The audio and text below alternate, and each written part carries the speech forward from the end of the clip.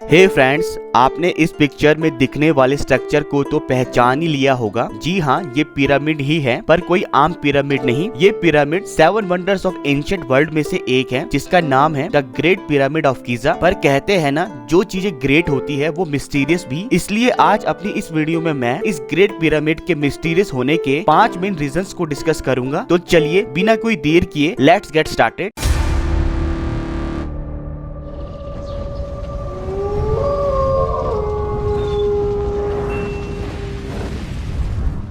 The great pyramid of Giza, जिसे the pyramid of कुफू के नाम से भी जाना जाता है, 7 वंडर्स ऑफ एंशिएंट वर्ल्ड में सबसे पुराना और अकेला ऐसा स्ट्रक्चर है जो मजबूती से खड़ा है। ये पिरामिड इजिप्ट में पाए जाने वाले सभी पिरामिड्स में लार्जेस्ट है। इस पिरामिड की लोकेशन नाइल रिवर के वेस्ट बैंक पर लोकेटेड गीजा में होने के कारण ही इसे the great pyramid of Giza का नाम मिला है। ये pyramid a group of 3 pyramids Khufu, Khafre और मेनकारे का एक पार्ट है, जिसे 2700 से 2500 बीसी के बीच रॉयल के लिए बनाया गया था। इजिप्टोलॉजिस्ट के मुताबिक इस पिरामिड को फेरो कुफू के एटर्नल रेस्टिंग प्लेस के तौर पर बनाया गया था। ऐसा माना जाता है कि इस पिरामिड को बनाने में लगभग 20 साल का समय लगा, जबकि ये आज से 4500 साल पहले बनकर तैयार हुआ। चलिए अब हम इस ग्रेट पिरामिड के मिस्टीरियस होने के रीजंस को वन बाय वन जानते हैं। पहला रीजन है unprecedented construction attempt. The great pyramid of Giza earth का फर्स्ट पिरामिड नहीं है, ना ही ये इजिप्ट का पहला पिरामिड है, पर ये इतना ह्यूज है कि इसे बनाने के लिए सीरियस प्लानिफिकेशन और मैसिव लेबर फोर्स की जरूरत पड़ती।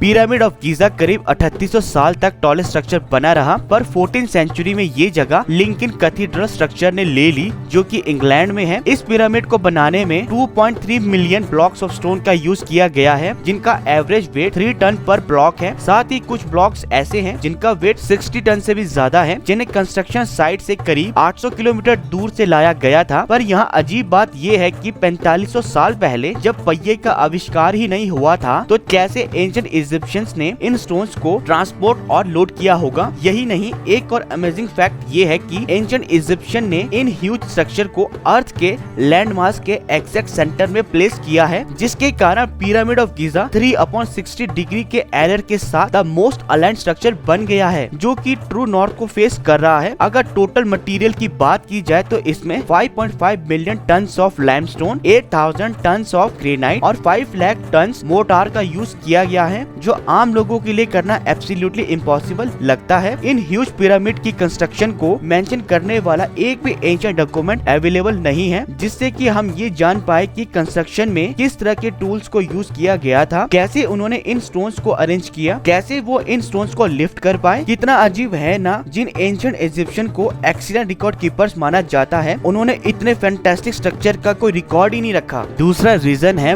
Built as a Tom. जब भी इजिप्टोलॉजिस्ट से ग्रेट पिरामिड ऑफ गीजा को बनाने का पर्पस पूछा जाता है, तो उनका यही आंसर होता है कि इसे फेरो कुफू की टॉम के लिए बनाया गया है। पर ये थ्योरी कुछ अधूरी सी लगती है, क्योंकि अगर ग्रेट पिरामिड ऑफ गीजा को टॉम के लिए बनाया गया है, तो क्यों इस पिरामिड में फेरो कुफू की लाइफ स्टोरी से रिलेटेड एक भी स्टोन इंस्क्रिप्शन मौजूद नहीं है। आप सभी जानते हैं कि एंशिएंट इजिप्शियंस ने रॉयल्टीज के लिए जितने भी स्ट्रक्चर बनाए हैं, उसमें उन्होंने उनकी ग्रेटनेस को डिफरेंट स्टोन इंस्क्रिप्शंस और इलस्ट्रेशन के जरिए बताया है। फिर क्यों ग्रेट पिरामिड ऑफ गीजा में फेरो कुफू की लाइफ के बारे में ज्यादा इंफॉर्मेशन अवेलेबल नहीं है। इतना ही नहीं, इस थ्योरी का वर्स्ट पार्ट तो ये है कि आर्कियोलॉजिस्ट को the great pyramid of Giza से कभी कोई मम्मी मिली ही नहीं। कुछ इजिप्टोलॉजिस्ट का कहना है कि शायद इन मम्मीज को लूट लिया गया है, पर क्यों और कैसे, इसका उनके पास कोई जवाब नहीं है। थर्ड रीजन है focusing of electromagnetic energy by the great pyramid of Giza. Scientist को थ्योरेटिकल फिजिक्स के मेथड से ये पता चला है कि द ग्रेट पिरामिड को इलेक्ट्रोमैग्नेटिक एनर्जी को फोकस करने के लिए बनाया गया था। पर एंशिएंट इजिप्शियंस को पिरामिड की इलेक्ट्रोमैग्नेटिक प्रॉपर्टीज के बारे में कैसे पता? या तो ये एक कोइंसिडेंस है या फिर एक और मिस्ट्री। फोर्थ रीजन है overall wait and total area. The great pyramid of Giza अपने ओवरऑल वेट और टोटल एरिया से भी सबको सरप्राइज करता है। इस पिरामिड का वेट लगभग 6 मिलियन टन है, जिसकी हर साइट 5.5 एकर्स ऑफ एरिया को कवर करती है। अगर मैथमेटिकल कैलकुलेशन की जाए तो ग्रेट पिरामिड ऑफ गीजा का total surface area around 22 acres है। वेल, मैं तो यही कहूंगा कि अगर इतना एरिया सिर्फ एक टॉम को डेडिकेटेड है तो ये area only worthy of a God है। और आखिरी रीजन है mystery chambers. Great pyramid of Giza सिर्फ बाहर से ही नहीं अंदर से भी स्टनिंग है। 2017 में अ ग्रुप ऑफ रिसर्चर्स ने 3D टेक्नोलॉजी का यूज किया और पाया कि ग्रेट पिरामिड ऑफ गीजा के अंदर एक मैसिव वॉइड है। उन्हें वहाँ प्रीवियसली अननोन चैम्बर्स भी मिले जो ये दर्शा रहे थे कि पिरामिड को अभी भी कम्प्लीटली एक्सप्लोर नहीं किया गया है और शायद अभी भी बहुत से अननोन चैम्बर्स पिरामिड के अंदर एग्जिस्ट करते हैं। तो फ्रेंड्स, ये थे the great pyramid of Giza के बारे में मिस्टीरियस फैक्ट। आई होप आपको ये जरूर पसंद आए होंगे। फ्रेंड्स, कमेंट सेक्शन में अपने एक्सपीरियंस को जरूर शेयर कीजिएगा। तब तक के लिए गुड बाय, मिलते हैं अपने नेक्स्ट वीडियो में। And please please please subscribe my channel